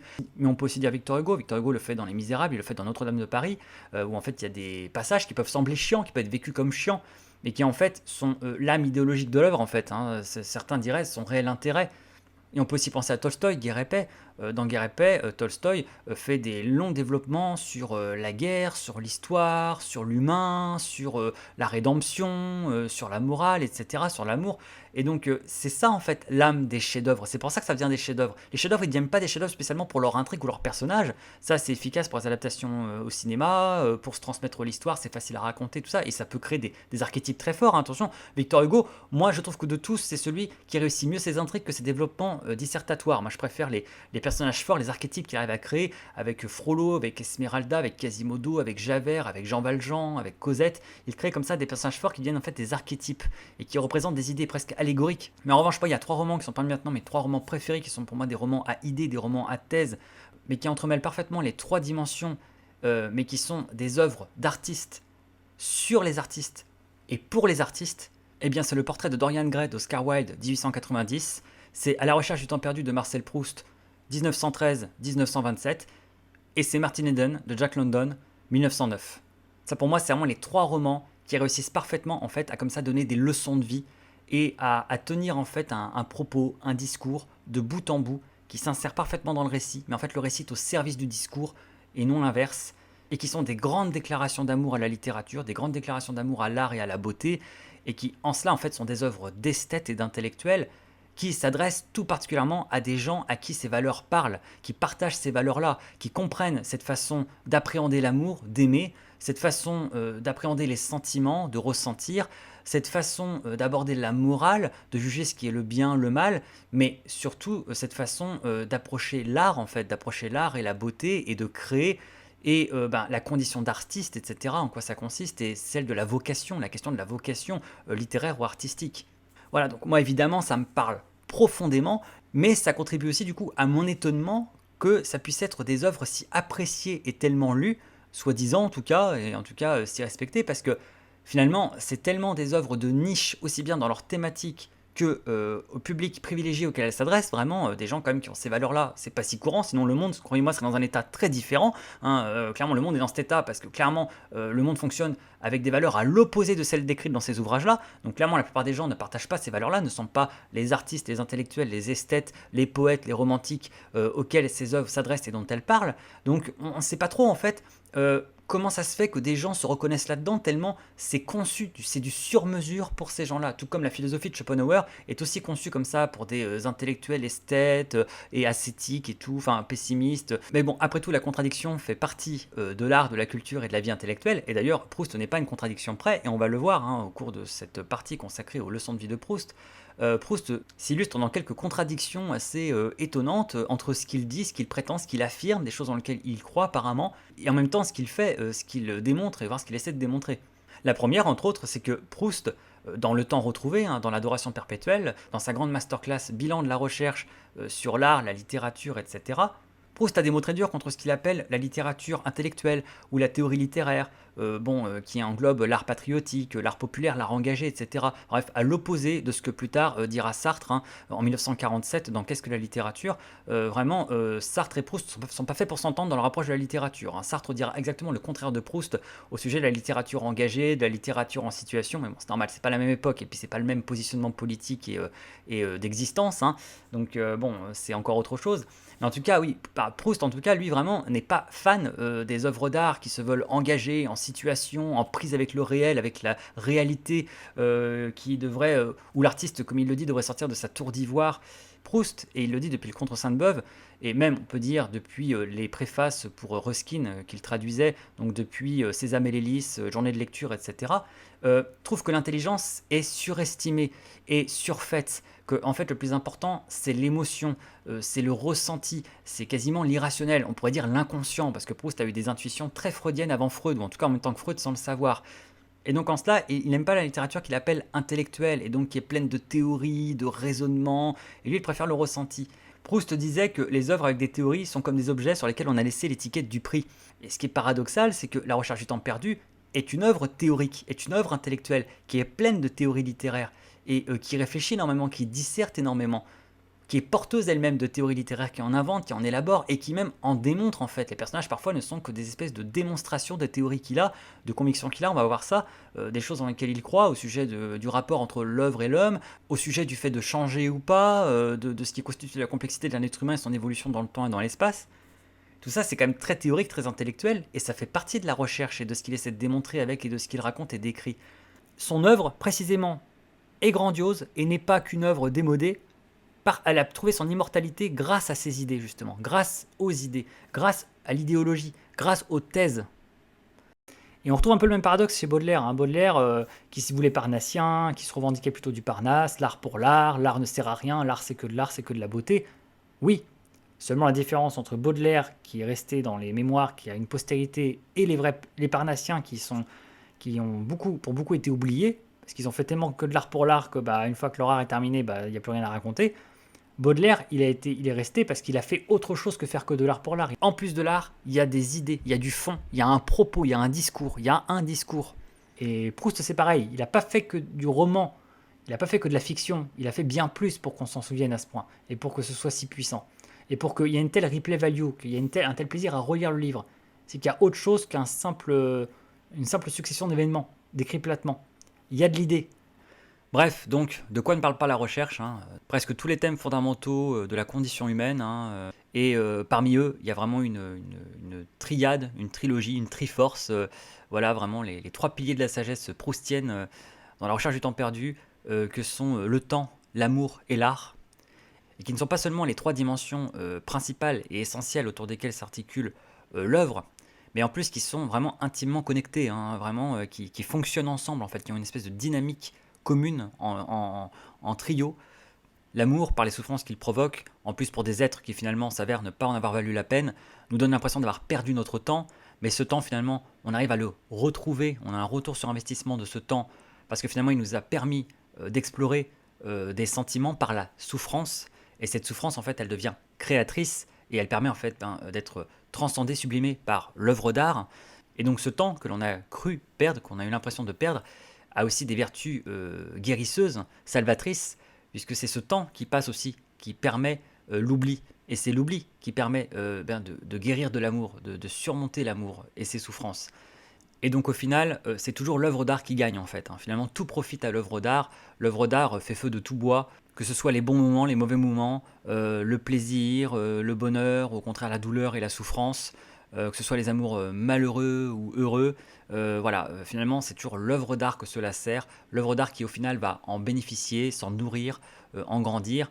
Et c'est là en fait que repose réellement non seulement la vérité, non pas la réalité, mais la vérité, mais aussi le sens profond de l'existence et en fait la vie véritablement vécue, ce que dit littéralement Proust. La vie véritablement vécue, c'est l'œuvre d'art, et en particulier la littérature. Et la vie véritablement vécue, c'est la littérature.